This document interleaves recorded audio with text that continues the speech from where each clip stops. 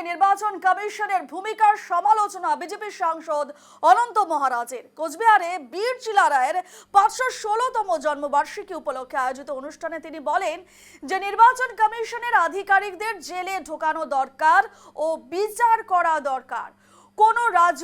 কেন রাজবংশী জাতির মানুষের নিজের নাম এক ও বাবার নাম আরেক? কেন বয়সের গরমিল? নির্বাচন কমিশনের যে কর্মচারীদের সময় এই ভুলগুলো হয়েছে তাদের ধরে জেলে ঢোকানো দরকার, তারপর বলা উচিত এবার সব ভুল ঠিক করো। মানুষ জন্মিলে মরবে, হসপিটালে তো মরে, ইঞ্জেকশন ঢুকি দিল মরে, সব জায়গায় মরে, মানুষ মরে। কিন্তু কথা হলো এই যেটা প্রক্রিয়া চালাইছে এই রুট ম্যাপটা ভুল আছে। মুই যেটা জানো মোর ব্যক্তিগত মত ভুল আছে। যতগুলা নোটিশ হয়েছে আমার মানুষের এইখানকার মানুষের এই মানে ভুলটা করছে ইলেকশন কমিশনার। তাই ইলেকশন কমিশনের যারা অথরিটি আছে যাদের দিয়ে করাইছে তাদেরকে জেলও ঢুকা লাগে, জেলে ঢুকে বিচার করা লাগে।